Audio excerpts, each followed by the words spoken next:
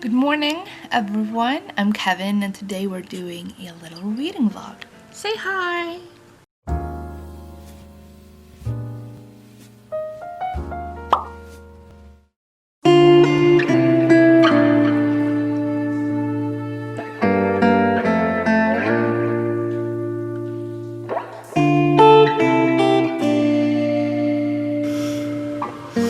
So, hi. I am 18% into The Tiger's Daughter. So far, I'm really enjoying this. It's a fantasy, and it's following these two girls who has been best friends and destined to be best friends since childhood, since they were very young. And the book is, the perspective that we're following is one of the girls, and she's it's kind of like second person point of view, because everything she's saying is like directed to you, so to her friend who is in line to become empress. So she is the tiger's daughter. The narrator, her best friend is the tiger's daughter. So I will explain a lot better later, but I just wanted to give you a heads up or a little update.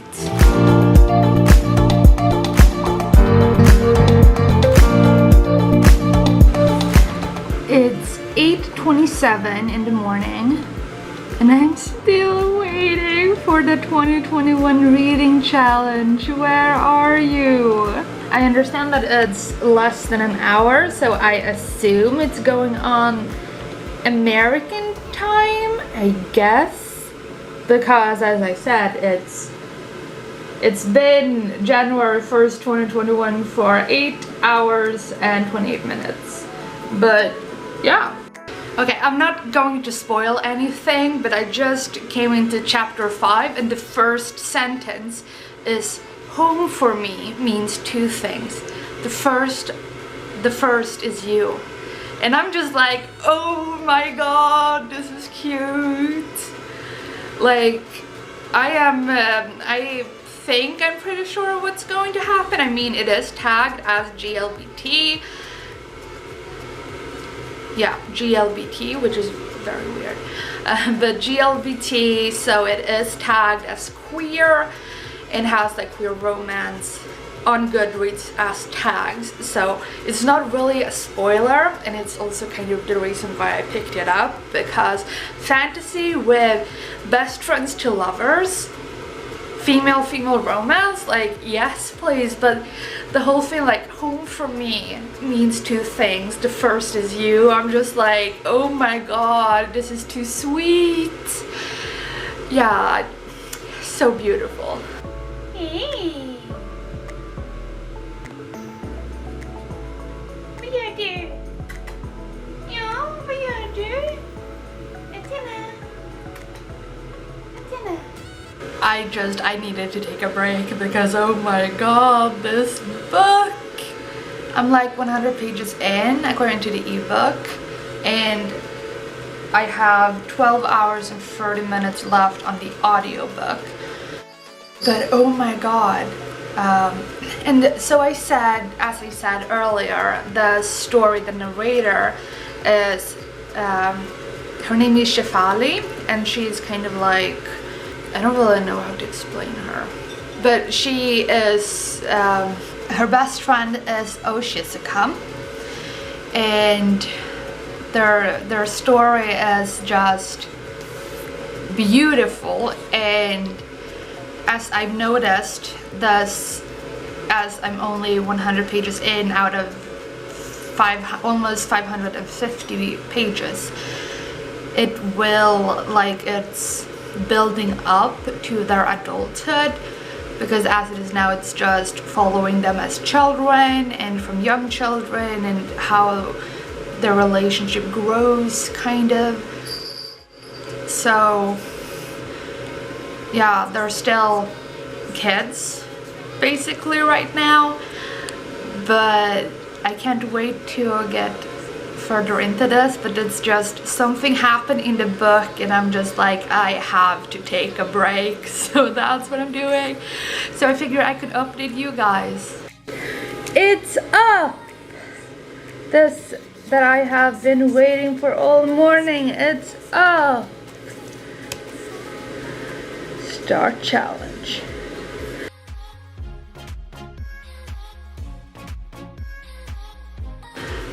Okay, so another update about the Tiger's Daughter. I love it. So far it's so beautifully written, and right now they're 10 years old, the two girls. I keep forgetting their names, but the narrator, the girl who's narrating is called Shefali, and she has now gotten a new title because something happened and I don't want to spoil it. And the other girl is Shizuka. And a lot of things are happening.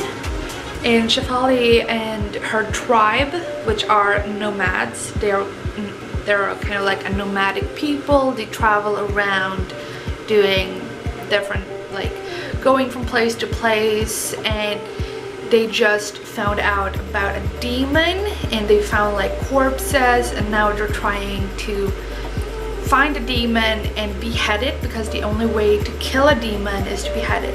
And this is not really a spoiler because it's in the blurb on Goodreads. That's why I'm telling you guys about this. And so I'm just, yeah, so I'm 126 pages into the book.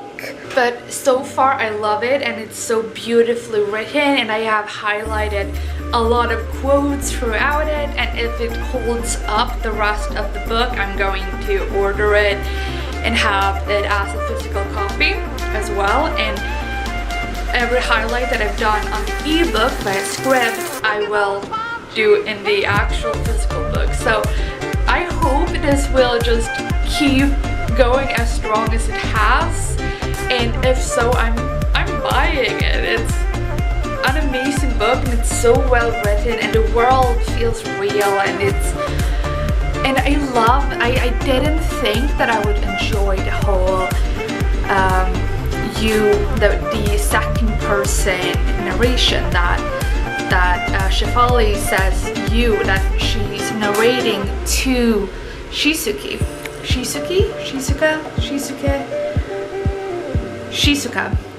So Shefali is narrating to Shizuka, and she's saying like, you said this and you would think like this, and the like she's explaining everything that's happening to her as if she's talking or writing letters to Shizuka. And I love that. I didn't think I would enjoy the whole you perspective, but I love the way it's written. Yeah, it's great. I will update you in a bit when more things has happened. I completely forgot that I had this. So this is my Korean calendar, which is a language calendar. You can see Sprachkalender. So it's language calendar for Korean. And so we have so we have like Hangul, and then the first Noya. So it's for the New Year. It's the 1st of January. So I'm going to do a little spread in my language journal.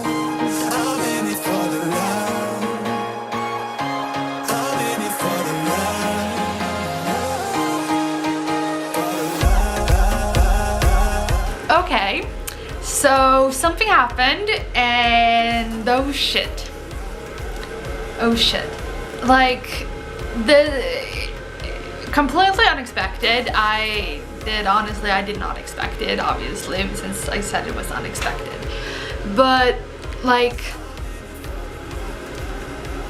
the book took a turn that I didn't see coming, and it's just like it's not even, it was before the point. So before 50% into the book it happened, and I'm like, oh my god.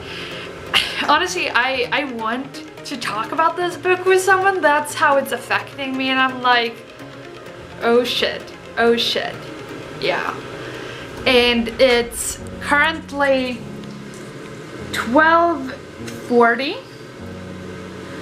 and the sun is on its way down. I don't know how well you can see, but it's dark outside. It doesn't look very dark in this one. It's 12:40 and the sun is going down, so that's Sweden for you. But I have a lot. I will finish this book today, and I will update you once I've finished.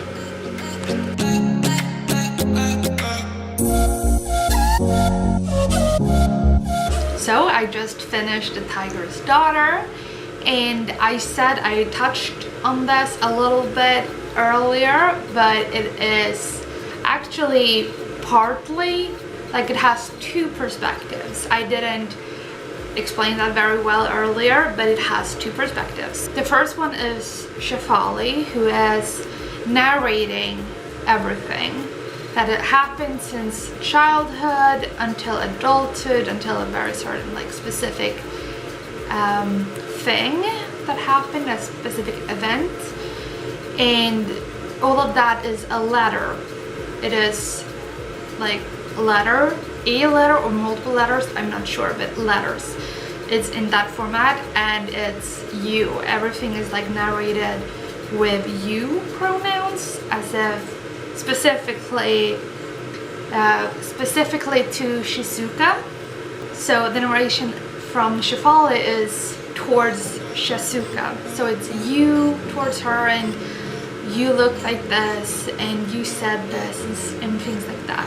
And the second perspective that we have is third person perspective, present day. So that is Shizuka reading the letters and what's going on in her life in between reading the letters. So she has to put down the letters, do stuff, talk to people, and then she keeps reading, and that's when we, the readers, go back to Shefali's perspective, or the letters. So that is the perspectives. Another thing that I said that was inaccurate is that I called Shizuka, I called her the Tiger's Daughter, but it's actually Shefali who is the Tiger's Daughter, which you will, if you've read this, or if you will read this, you will understand. Yeah, I just assumed it was Shizuka, but it's Shefali.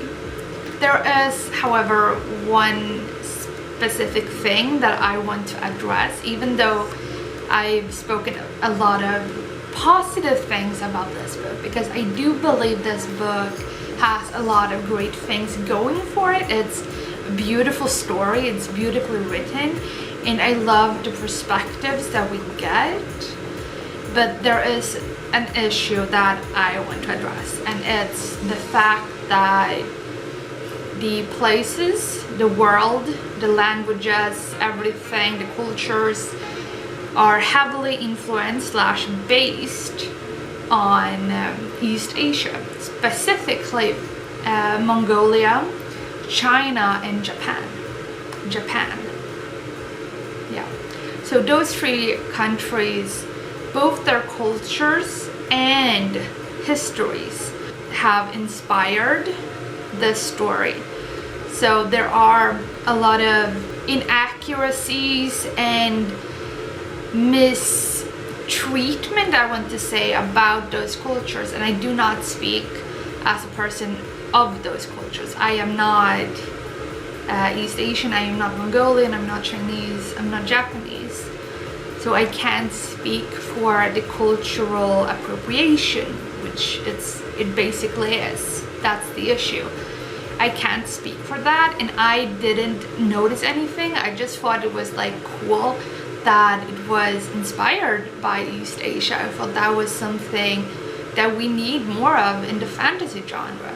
But I read some reviews, especially one that I will link down below, who and the reviewer is a Japanese girl, and she gave a lot of good points from the story and why it's bad representation, why it was just a bad choice by the author to do that, to include those things and actually take words directly from Japanese, because this reviewer was Japanese, so she could speak on that, and she commented on a few words and a lot of like prefixes and suffixes that were changed for the book, that were just basically taken from that culture. So I just want to inform all of you about that, and it will affect my rating of the book. I have enjoyed it. I think the story is beautiful. I think a lot of it is gorgeous, honestly. I really enjoyed it. But I think I'm going to push it down from 5 stars to 4 stars, because I do feel like that is a huge issue, since it's not something that I thought about or anything that bothered me. Of course, I don't know enough about those countries and their cultures and their histories to notice these things. I did notice that names sounded and were spelled similar to Chinese, the romanization of Chinese and romanization or romanji of Japanese. Those two I noticed. I don't know anything about Mongolia, so I'm not going to speak on that. I feel a little bit weird about it, honestly, because I completely understand the issue, and I just feel awkward because I didn't realize it, and that is something that I'm hoping to get better at. But so we're landing on a 4 out of 5 stars for this book. It's 15:38 on the clock, so I've read this for a while. So that was it for this reading vlog. I hope you enjoyed, and if you did enjoy it, please leave a like, subscribe if you haven't, and comment down below. And let me know if you want any more of these kinds of videos. Yeah, good reading, and bye!